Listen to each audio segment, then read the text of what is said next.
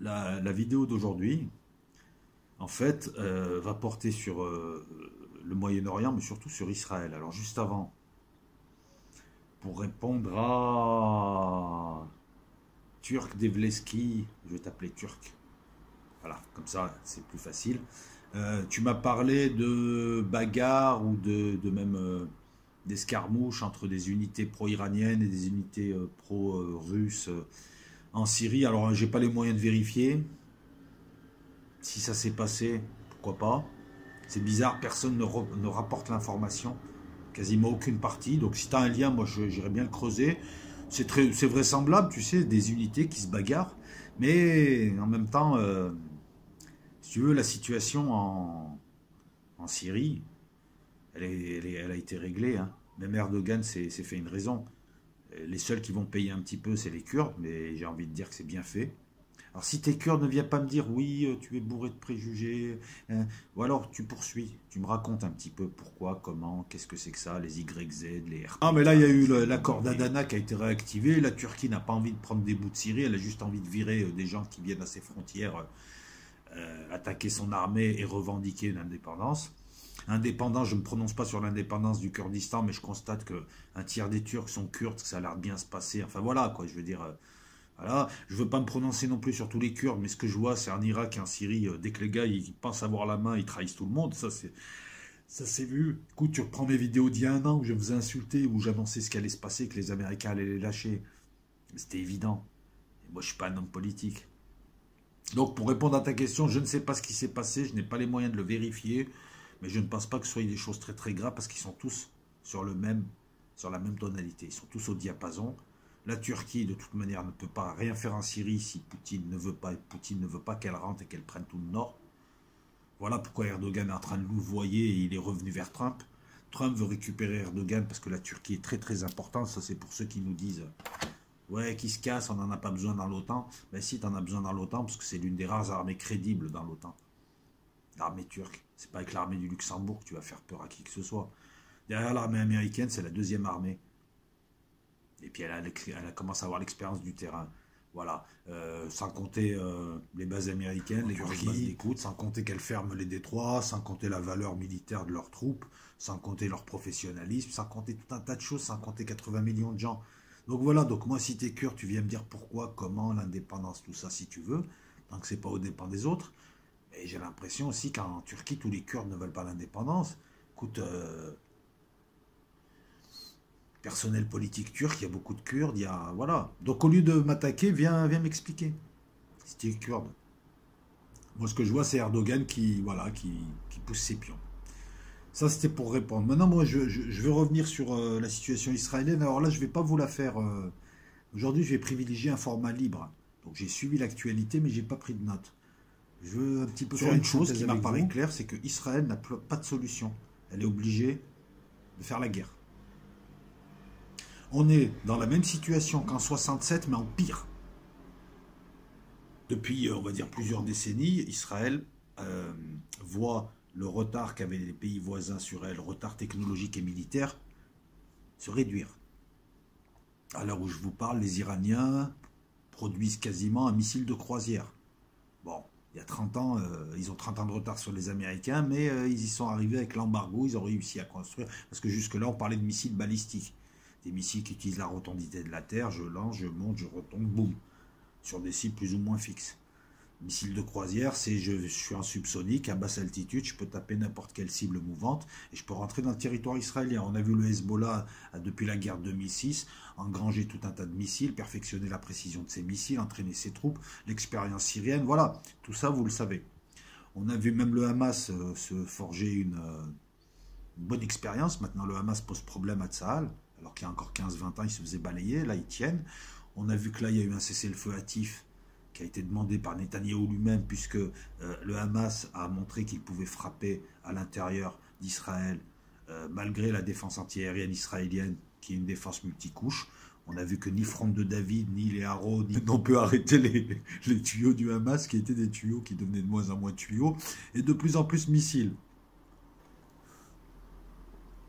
Depuis 10 ans, Netanyahou a adopté une politique droitière, très droitière, une politique messianique, qui finalement, pour l'instant en tout cas, sur un plan très terre à terre, se retourne contre lui parce qu'il a eu beau durcir le jeu, ça s'est durci autour de lui. C'est un petit peu comme voilà, c'est ce projectile qui va de plus en plus vite, mais l'air se durcit de plus en plus. Donc finalement, toute l'énergie qui a été utilisée pour aller de plus en plus vite est annihilée par le durcissement de l'air. Je ne sais pas si je me fais comprendre, mais en tout cas, tout ce qu'il a fait là est ironique puisque il se retrouve avec un front nord. Des troupes du Hezbollah qui valent largement son armée de terre, voire même je pense qu'ils sont bien meilleurs que son armée de terre. La seule chose qui leur manque, c'est peut-être l'expérience de brigade de chariots, mais je veux dire sur le plan de l'infanterie légère, le Hezbollah est largement supérieur à Tsahal, et plus 150 000 missiles, c'est-à-dire une capacité à saturer les défenses antiaériennes, à pénétrer en profondeur dans le territoire et à faire du dégât, puisque le territoire israélien est petit avec des grosses concentrations de zones industrielles où il y a du chimique, il y a Dimona, il y a des endroits comme Dimona où tu as donc du nucléaire, puis tu as des concentrations de population. Même si Hassan Nasrallah, là, dans son dernier discours, a expliqué que le fait que le Hezbollah ait des missiles de précision était une bonne chose pour le citoyen israélien, dans la mesure où ça dissuadait les faucons israéliens d'attaquer le Hezbollah, et donc ils ne prendraient pas de missiles sur la tête. De plus, des missiles très précis ne taperont que des cibles militaires. Et je vous rappelle qu'Hassan Nasrallah, le chef du Hezbollah, est très écouté en Israël et respecté. Parce que le gars, quand il dit un truc, il le fait. Et là, il leur a dit, nous, on visera des cibles militaires. Mais on va taper en profondeur. Donc là, Israël, petit à petit, se retrouve avec 3 fronts. Les Syriens qui sont en train de gagner leur guerre. Et qui sont très, très motivés pour récupérer la partie du Golan qui leur appartient et que Israël ne veut pas rendre pour des raisons stratégiques. Militaire, puisque c'est un promontoire sur Israël, donc si tu mets ton artillerie sur le Golan, là, sur les monts Hermion, tout ça, faudra vérifier si le mont Hermion est au Golan, tu domines toute la plaine israélienne. Voilà. Je ne suis pas là pour juger, je vous donne des faits. Le Hamas en bas a acquis une crédibilité, puis on a encore pire. Pire que 67. En 67, tu avais 3 pays qui se préparaient à et qui n'avaient pas le matos pour et qui se sont fait déborder. En 67, Israël, coup divin, coup miraculeux, a bombardé et a détruit leur aviation dans les premières heures de combat. En face, tu avais des armées de briques et de broc, des armées de merde avec des généraux. Excusez-moi de le dire comme ça, mais des armées de merde, parce qu'avec un tel surnom, comment tu fais pour pas gagner? Il paraît que dans les écoles de guerre, c'est pas étudié 67 tellement c'est, excusez-moi de le dire comme ça, tellement c'est un gros coup de chat, quoi. Là, non, c'est pire. Là, c'est pas 3 pays. Il y a 3 fronts, effectivement. Front syrien, front égyptien avec le Hamas, et le front du Nord, le front libanais, effectivement. Mais là, l'écart s'est réduit. La suprématie aérienne, c'est fini avec les S-300 et avec tous les systèmes anti-aériens qu'ont développé les Iraniens et les Syriens. Là, c'est 50% de pertes. Et il y a pire. Donc l'Iran s'est installé au port d'Israël, avec ses conseillers militaires, 20 000 conseillers militaires, ça en fait du conseil, des adages, des proverbes, 20 000 conseillers militaires. Les mecs qui te disent non, non, il n'y a pas d'armée, il n'y a pas les gardiens de la révolution en Syrie, c'est juste des conseillers militaires armés qui se font bombarder toutes les semaines. Ça, on y vient aussi, c'est pas marrant. Ça fait partie des choses qui va obliger Israël de toute manière à y aller. Je vous explique. Donc, l'Iran s'est installé. Ces troupes, ça fait 60 ans qu'ils se battent, parce que depuis la guerre Iran-Irak, on en est à presque 40 ans. T'as des gens, ça fait 40 ans qu'ils se battent. Le mec qui se lève le matin, la guerre, voilà, lui, il fait la guerre comme toi, tu respires. Et l'Iran, c'est autre chose, c'est des missiles, c'est quand même une armée conséquente. Alors certes, ils ont une aviation, c'est des deltaplanes et des ULM, leur F-5 Tiger et leur F-14, mais ils ont su développer une doctrine militaire sur la mer qui est intéressante, avec des petites flottilles de bateaux qui harcèlent des groupes aéronavaux, je sais pas comment on dit aéronaval, aéronavés aussi, quand ils sont mauvais. Donc, contrairement à 67, là, tu as l'Iran et tu as pire, tu as la Russie, qui est contre Israël, qui a sanctuarisé plus ou moins le territoire syrien, parce que les avions israéliens ne rentrent plus. Même quand ils balancent leurs missiles, comme là, dernièrement, ils ont attaqué à 2 reprises 2 jours d'affilée. Ils ont peut-être fait 4 morts, mais la quasi-totalité de leurs missiles a été interceptée. Ils tirent en territoire libanais, ou ils tirent de la mer. Et après, les missiles, alors quand on dit les S-300, les S-300 n'interceptent pas 100%. Mais dans N'empêche que là, on est dans 90% facile. Après, ils ont perdu un pan de tir, il faudra m'expliquer un petit peu, mais bref, on n'aura pas toutes les techniques. Là, sur cette guéguerre que se livrent les Israéliens avec leur aviation et leurs missiles de croisière et les Russes, on assiste quand même à tout un tas d'ingéniosité. Hein. Les Israéliens tentent des trucs, tentent des expériences. Le problème, c'est qu'ils ont tenté une expérience, ça a provoqué la perte d'un Ilyushin, ça a provoqué la perte de militaires russes, et depuis, donc, les Russes, on les croule, leur ont interdit le territoire syrien, et les ont menacés implicitement en leur disant, vous allez arrêter maintenant, sinon on va détruire vos avions, et la menace a été faite, on va vous intercepter directement avec nos avions. Si vous rentrez dans le ciel syrien, on vous lance notre aviation de chasse, et on vous intercepte, on vous détruit. Donc les Israéliens sont là, mais en même temps, les Israéliens sont obligés de bombarder en Syrie, bombarder des infrastructures syriennes et iraniennes, puisque c'est des infrastructures, et je pense qu'il y a une réalité derrière, qui permettent l'installation de l'Iran, permettent l'arrivée de missiles de précision, permettent l'installation, la création d'usines où tu produis ces missiles, permettent aussi de livrer le Hezbollah au Liban, et permettent aussi de livrer un petit peu partout, et je pense le Hamas, d'une manière ou d'une autre. En tout cas, le Hamas a les compétences maintenant pour commencer à bricoler en balistique. Bref, tu as l'Iran qui est là, tu peux plus les bombarder, les Russes t'ont dit tu rentres plus. C'est pire qu'en 67. Là, depuis 2-3 jours, tu as le renseignement américain, même Trump est énervé contre son renseignement américain, contre le renseignement américain, parce que le renseignement américain vient de dire que l'Iran respectait toujours l'accord signé avec les pays européens et avec les USA. Vous savez, cet accord qui interdisait des activités nucléaires. Ben, même les services tels que la CIA reconnaissent que l'Iran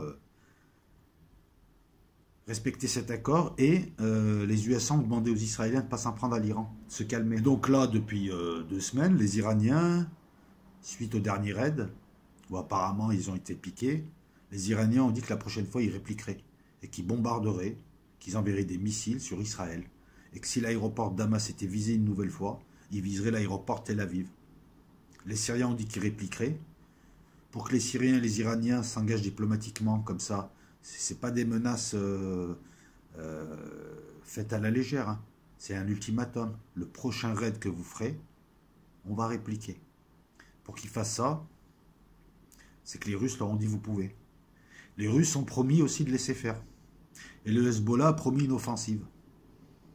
Donc là, c'est très simple. La situation, elle est simple. Soit les Israéliens ne font plus rien et laissent petit à petit les Iraniens s'installer, les Hezbollah être fin prêts, les Syriens être fin prêts, le Hamas être prêt, auquel cas ils vont subir 3 fronts, 4 armées, ils ne tiendront pas. Donc ils seront obligés de faire usage de leurs bombes nucléaires, au final, parce que s'ils voient qu'ils sont détruits et rejetés à la mer, eh bien, ils vont faire tout péter. C'est leur assurance vie. Je ne dis pas que c'est bien ou c'est pas bien. Soit ils interviennent, et à ce moment-là, ils rentrent en guerre avec la Syrie, avec l'Iran, et donc avec la Russie, on est en guerre. Voilà pourquoi je vous dis, quoi qu'ils fassent, ils sont dans la NAS. Et la NAS, ça fait pas mal d'années qu'ils y étaient, mais jusque-là, les Iraniens, les Syriens, le Hezbollah n'étaient pas sûrs d'eux, n'avaient pas l'armement qu'il fallait, n'avaient pas tout ça. Là, ils sont fin prêts, et les rumeurs disent que l'armée, je parle bien de rumeurs, l'armée israélienne n'a jamais été aussi faible, l'armée israélienne n'a jamais eu aussi peur. Donc là, récemment, Ehud Olmert, l'ancien maire de Jérusalem, l'ancien premier ministre, a fait la réflexion à Netanyahou, comme quoi il fallait peut-être arrêter un peu avec l'Iran, parce que là, ça allait partir en guerre. Les Russes l'ont prévenu. Les parties concernées ont elles aussi averti. Prochain bombardement, on te défonce ta gueule et on t'envoie des missiles, et si tu veux faire la guerre, on est prêt. Et les Israéliens, qu'est-ce qu'ils peuvent faire? Soit ils laissent, ils se font attaquer, soit ils attaquent et ils ont la guerre. Quel que soit ce qu'ils font, ils ont la guerre. Un peu comme en 67, où soit ils faisaient rien, les autres allaient les attaquer, soit ils prenaient les devants, ils bombardaient, ils détruisaient l'aviation. Le problème, c'est que là, tu ne peux plus détruire l'aviation syrienne, tu ne peux pas la détruire. Il y a le parapluie russe, tu ne peux pas détruire la menace iranienne, elle est au sol, leur balistique, tu ne peux pas détruire les milices Hajj irakiennes, qui eux aussi ont des missiles, tu ne peux pas aller au Yémen, tu peux plus. Tu pouvais faire quelque chose il y a 15-20 ans en luttant contre l'extrémisme des deux côtés et en organisant une paix. Mais Netanyahou arrivé à durci. Et là, tout le monde est dur. Ça ne peut qu'éclater. C'est une politique de petits bras. Alors, Netanyahou n'est pas con. Lui, il a une politique messianiste, puisque dans l'eschatologie Feuge, c'est Une alliance de nations qui attaque Israël. Israël tient entre 48 heures et une semaine, s'écroule, et à ce moment-là, le Mashiach arrive, parce qu'il y a un miracle divin. C'est ce qui est annoncé dans leur texte. Donc Netanyahou pousse à cette guerre. Je pense qu'il va y aller. Encore, il va continuer à bombarder. Ils sont prêts à se battre. Ils sont en train, ça fait plus de 2 ans qu'ils sont prêts à la guerre déjà, qui se préparent de part et d'autre. Donc lui, il n'a pas le choix, il va y aller. Maintenant, si toi, tu es un stratège, qu'est-ce que tu fais? Mets-toi à la place, au vu de la situation que je viens un petit peu de te décrire, hein, sans rentrer dans les grandes lignes, sans te faire une vidéo de 3 heures, sans te mettre des dates, tout ça, je peux te le faire. Mais là, on discute entre nous un petit peu, les événements, tu les as suivis. Si tu me suis déjà depuis 2 ans sur YouTube, tu suis plus ou moins ces événements-là. D'accord? Qu'est-ce que tu ferais, toi? Si tu étais à la place de Netanyahou ou du chef d'état-major israélien qui lui flippe.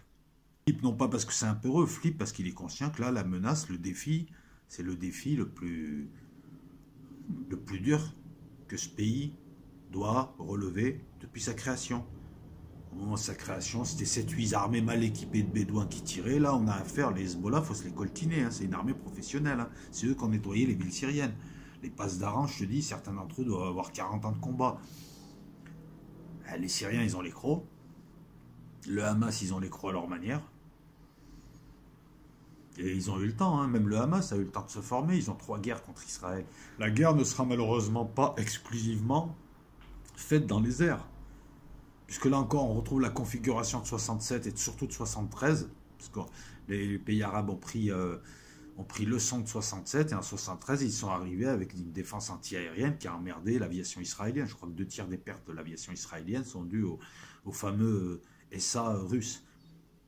Système de SAM à l'époque, on appelait ça des systèmes antimissiles, les SAM.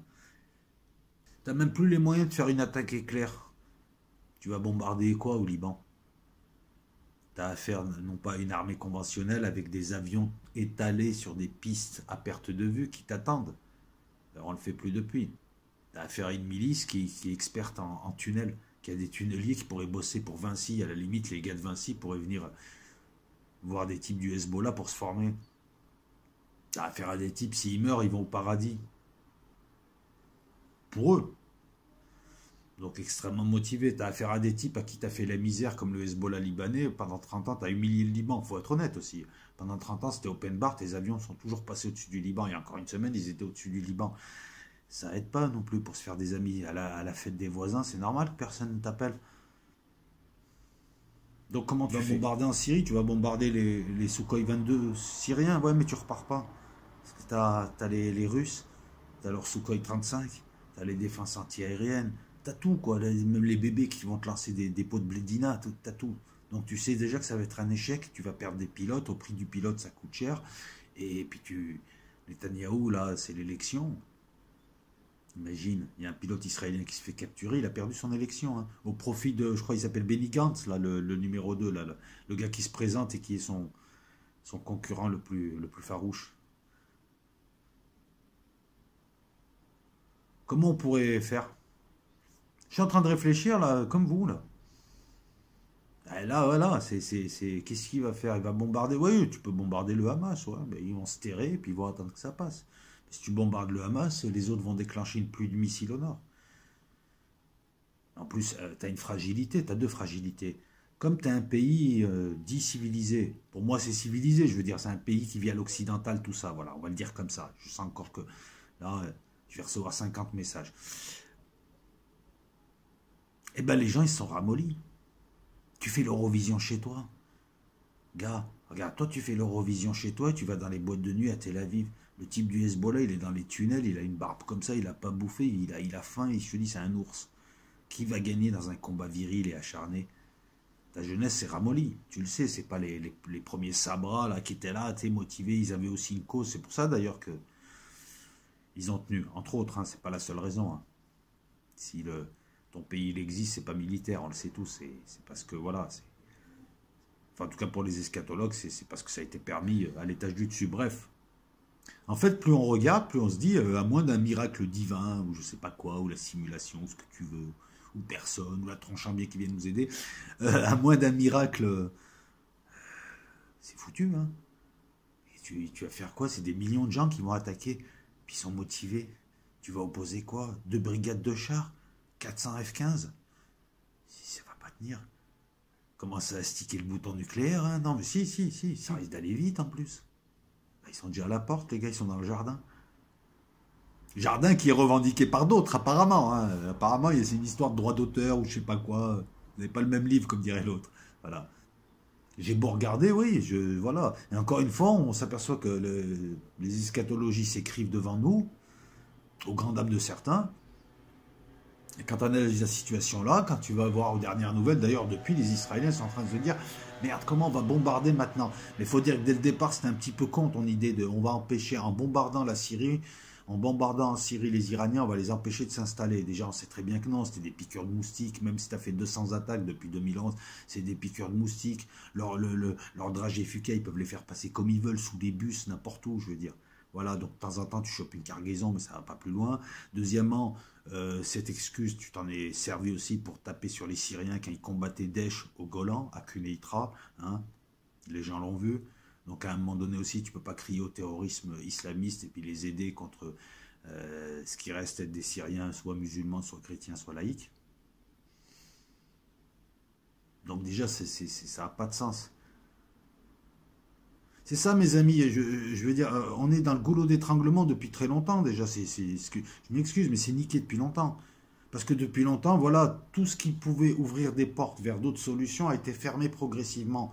La dernière grande porte, c'était 93, et en 95, ils te tuent le seul type qui, en Israël, avait la crédibilité pour ramener la paix. Et depuis, on a droitisé, on a droitisé. Donc les eschatologues se frottent les mains parce qu'ils se disent, super, le Maché arrive. Mais si le Maché n'arrive pas, gars, est-ce que c'est ton histoire? Pour l'instant, l'eschatologie, elle est respectée, mais imagine, à la fin, il y a un rebondissement. Tiens, il y a un truc, il y a une grève des scénaristes, comme à Hollywood, il y a quelque chose. Là, on fait comment, quoi? Les Iraniens, les Syriens, les Russes qui ont la haine, les Hezbollah au-dessus, les Libanais, le Hamas en bas. Après, je pense qu'il y a plein de joyeux lurons qui vont se joindre à eux, hein, plein de joyeuderies qui vont prendre l'avion, le bateau et qui vont aller là-bas. Tu auras tous les djihadistes de la Terre. Oui, tu vas être aidé par les Américains, mais le temps qu'ils arrivent, après les Européens, oui, ils vont suivre, mais bon, compte plutôt sur les Américains, je crois. Voilà pourquoi, à mon sens, la guerre ne peut qu'exploser, et que c'est une histoire de jours, de semaines, de mois, mais pas d'années. Alors je vous vois déjà ricaner certains. Ouais, ricane, il n'y a pas de problème là. Et je livre une analyse là avec mon petit cerveau, avec mes petits neurones, je donne une analyse. Donc tu auras beau ricaner, même si je me plante, j'aurais essayé un exercice intellectuel. Et puis beaucoup de gens, voilà, j'aurais amené beaucoup de gens à réfléchir. Et puis peut-être qu'eux vont me dire non, mais alors je ne sais pas hein, si vous êtes au Liban, si vous êtes en Syrie, si vous êtes en Israël, si vous nous regardez, si vous êtes intéressé, si vous avez réfléchi au truc. Là, on est vraiment dans le truc à tous les coups, c'est la guerre, hein. Contrairement à en face, où en face, eux, ils ont plus de latitude. Parce que rien n'empêche les Iraniens de rentrer chez eux, rien n'empêche les Syriens juste de se contenter de demander le Golan comme d'habitude, d'aller chialer à l'ONU, mais il n'y a rien. Le Hezbollah, lui, il est là, il peut encore rester pendant 50 ans à t'observer, à te voler des mitrailleuses, à se foutre de ta gueule. Le Hamas, il n'y a que le Hamas, à la limite, tous les 2 ans, tu fais une guerre avec le Hamas, un match aller-retour. Après, les Qataris viennent, nettoient tout, reconstruisent tout. 2 ans après, vous rebattez. Les Qataris arrivent, payent, et ainsi de suite. Voilà, les autres ont le choix. Même le Hamas peut à la limite arrêter les matchs de foot avec toi, tout ça et tout. Mais toi, t'as pas le choix. Et donc l'adversaire, sur toi, il a une prise, mais totale. Puisque en fonction de ce qu'il va jouer, il va pouvoir, il sait déjà ce que tu vas jouer. Eh ouais, s'il te met la pression, il sait que tu vas taper à un moment donné. Tu es obligé de taper. Mais comment tu vas taper? Il faut que tu tapes le premier. La seule solution serait de taper le premier de manière nucléaire. Et c'est la guerre, là c'est le monde entier, après c'est fini. Et oui, et oui. Si tu avais la neutralité de la Russie, de la Chine, des USA, des puissances nucléaires, qu'est-ce que tu fais? Tu balances plein de missiles, tu détruis 80% de la population iranienne est concentrée sur certaines villes, tu les désorganises très vite. Pim, pim, pim, pim, retour à l'âge de pierre, il n'y a plus d'Iraniens, pim, pim, pim, pim, et les autres, si vous bougez, je vous balance des dragées Fuka, j'en ai encore 300. Tu fais flipper tout le monde te déteste, mais il n'y a plus personne qui approche. C'est la seule solution. Et ça, tu peux pas le faire, parce que même le renseignement américain, même les Américains te demandent d'arrêter de casser les couilles aux Iraniens en Syrie. Je m'excuse d'utiliser, d'être vulgaire là, pardon, je m'excuse.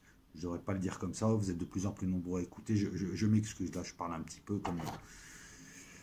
Mais bon, c'est dimanche soir. Voilà, donc je pense avoir fait le tour. C'est un exercice de pensée, comme dirait Einstein, hein, sauf que moi j'ai pas son cerveau et que ma pensée n'est pas allée très très loin. Et ça nous permet aussi de temps en temps de faire une pause, quoi. Dans les, tu vois, revue Moyen-Orient, il y a des faits et des petites analyses. Là, on a fait une pause. On est en train de bien digérer, là, hop, tiro, alhamdoulilah. On est en train de bien digérer l'information de ces derniers mois et on s'aperçoit qu'il y a une situation là qui est très intéressante à analyser. C'est un problème d'échec. C'est une main que tu analyses au poker, c'est un cas là. On peut y inclure aussi des éléments des concepts et des éléments venant des mathématiques, venant notamment de la logique, venant de la théorie des jeux, venant de John Nash, hein, parce qu'on a retenu que ça de John Nash, la théorie des jeux, mais c'est pas ce qui lui a donné son prix Nobel. Mais en tout cas, c'est très intéressant la théorie du jeu, parce qu'on peut là aussi voir un petit peu, puis voir surtout que voilà, d'un côté, il y a de moins en moins de jeux, comme on dit. Hein. Dites-moi ce que vous en pensez. Ah bah pareil, hein, partager, pousser, blablabla, blablabla, blablabla, blablabla. Ciao. Vous avez pu constater que nous avons que nous avons posé hier les images de l'acte 12 sur Marseille. On a voulu illustrer le super travail d'Aziz en mettant en avant une image très symbolique qui normalement devrait faire le tour de la France, mais bon, comme elle vient de Marseille, les médias ne vont pas en parler comme d'habitude. Cette image-là, bah écoutez, vous pouvez tous la partager. Par contre, il y a Aziz, Aziz est sur le terrain, on propose un certain travail, on veut bien le partager, mais on veut qu'il y ait une contrepartie. Bah, je ne parle pas de contrepartie monétaire ou autre, je te parle juste de citer les gens. Voilà, donc vous pouvez partager cette image, vous pouvez partager nos images à condition de nous prévenir et de nous dire, et de nous citer. C'est la moindre des choses, c'est tout, je demande que ça. Je demande même pas... Aziz hier a fait un super travail et je pense que l'acte 12... en tout cas filmé à Marseille, le travail d'Aziz hier est plus abouti. Je vais vous dire pourquoi je ne suis pas chauvin. Déjà, vous avez tous constaté qu'il a un courage énorme, qu'il est quasiment collé au CRS. Avec lui, tu vis l'action. Et Aziz, c'est comme si c'était un metteur en scène qui était en train de faire le film. C'est les événements qui viennent à lui. Il ne va même pas aller chercher. Je ne te parle pas du cadrage, hier du son, de la prise de risque, de tout un tas de choses, quoi, entre le jeune qui n'a fait que se défendre, hein, c'est pas un délinquant, il a pris un coup de matraque comme ça, alors qu'il était là, il était à côté du tramway, ça l'a énervé. À Marseille, on fait pas 3 mètres, hein, mais on sait se défendre, tu vois, hein, voilà un exemple de petit jeune, parce qu'après on lui a parlé, il a l'arcade ouverte, le petit jeune, il n'a fait que se défendre. Il a balayé le type, tu vois, le CRS avec ses gros trucs, je te dis, ils nous font pas peur ici. On se retient parce qu'on est encore un peu civilisé. Il y a eu d'autres interventions de gens plus ou moins spontanés. On commence à être connus ici, c'est plaisant. S'il y a parmi vous des youtubeurs qui couvrent aussi l'acte, les différents actes des Gilets jaunes et qui êtes sur Marseille, que voulez vous joindre à nous, c'est pas plus mal. Hein. Plus on formera, plus on se regroupera, mieux ça sera. On pourra peut-être filmer encore de plus près la police. On constituera quelque chose, quoi, tu vois. C'est beaucoup mieux qu'un type avec un téléphone portable isolé, quoi. Si on est plusieurs à filmer, déjà, ils se calmeront un peu. Vous remarquerez qu'à Marseille, ils sont un peu plus modérés qu'ailleurs. J'ai ma petite idée. Hein.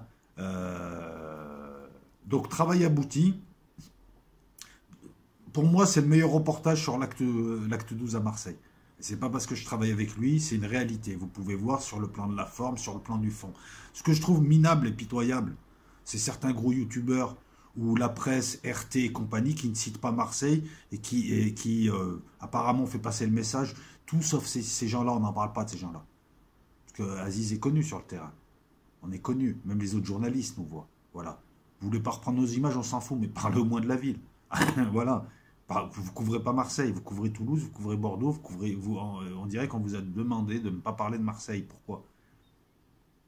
Ce que fait Aziz là, ça vaut tous vos reporters. Le boulot qui a été fait à l'acte 12, là, il vaut tous vos reporters, tous, sans vouloir leur porter injure, les injurier, pardon, sans vouloir leur porter préjudice. L'acte 12 hier filmé par Aziz, c'est le meilleur reportage que j'ai pu voir en tout cas de ceux que j'ai pu voir là. Voilà pourquoi, les amis, si vous reprenez, citez-le. Voilà, Aziz de Lazare, sa chaîne Aziz de Lazare, sa chaîne Los Locos. On n'est pas là, voilà, on est là dans un cadre d'honnêteté. Nous aussi, on veut proposer ce qu'il y a de mieux. Bon, ça fait deux actes où je suis moins présent, où il est beaucoup plus présent parce qu'il fait du meilleur boulot. Moi, ça me soulage. On s'est partagé la tâche, on est très complémentaires.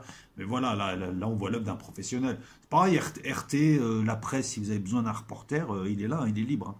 Si vous avez besoin d'un envoyé spécial sur Marseille, voilà, lejugeredoutable@gmail.com, vous demandez Aziz de Lazare, et vous avez le meilleur reporter qui soit, c'est un véritable reporter de guerre, et en plus il a de la tronche, il parle 5 langues, c'est un gars, il passe partout, il connaît tout le monde, il est excellent sur tous les plans, il sait illustrer, il connaît le graphisme, il connaît tout, c'est ça.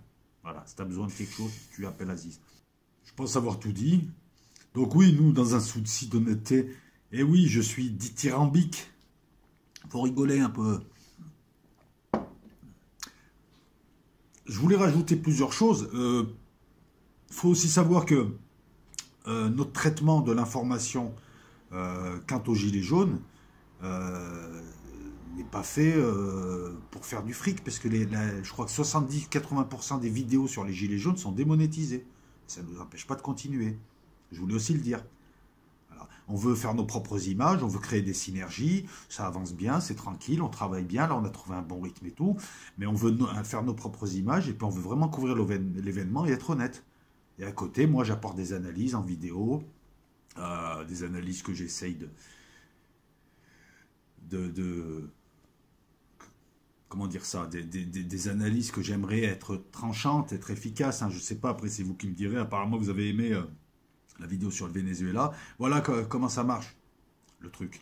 Mais si vous voulez participer au truc, c'est simple, hein, un pouce, un partage, tu nous cites, plus on est connu, mieux c'est. Maintenant, si tu as du temps à perdre, et moi je te conseille, regarde la vidéo jusqu'au bout. Toi, tu me soutiens. Envoie un commentaire intelligent. Fais-nous connaître. C'est ça le soutien. Après, voilà, et après, il y a le PayPal d'Aziz qui puisse renouveler son matériel. Et on en achète du matériel. Voilà. Ça, c'est après. Mais il y a 1000 modes de participation. Quand tu pousses, quand tu commentes, quand tu regardes la vidéo au bout, quand tu la proposes, quand tu la mets sur ton Facebook, c'est excellent aussi. C'est excellent. Quand tu regardes la pub, etc. etc. Il faut que les gens, on veut une interactivité avec les gens sous toute forme possible. Voilà, quand tu me fais connaître, c'est peut-être beaucoup mieux qu'un Tipeee. Parce que peut-être que ça va m'ouvrir des portes. À condition que je te fournisse un bon boulot, hein, et que ça te plaise, que je fais pareil. Quand tu me proposes des initiatives, quand tu me donnes des idées, tout ça et tout. Ça, c'est de l'interactivité. J'ai pas besoin de Tipeee. Il y a un PayPal, c'est celui d'Aziz. Moi, personnellement, je vous remercie. Moi, ça va. Je préfère que tu partages, que tu me fasses connaître, parce qu'on est victime d'une sorte de loi du silence, de gens qui se veulent critiques à l'égard des gens au-dessus d'eux, mais qui sont des pourritures sur YouTube ou ailleurs. Dès que les gars arrivent à plus de 50 000 abonnés, ils se prennent pour Dieu. Donc ces gens-là, au lieu de créer des choses avec nous et d'avancer, et puis un jour on leur rendra tout ça, parce que c'est comme ça, c'est pour ça que moi je m'adresse aux petites chaînes en leur disant venez, parce que moi je ne fais qu'ouvrir des portes qu'on m'a ouvertes. Tu as des gens, il ne faut pas parler d'eux. Je vous choque pas les nouveaux là, ça va, je suis tranquille, je suis zen, j'ai pas dit de gros mots, ça va, bien. Il est bien le nouveau ton de Los Locos. Hein. Est-ce qu'il y a marqué là? Toujours premier, t'inquiète pas, nous on arrive. Hein.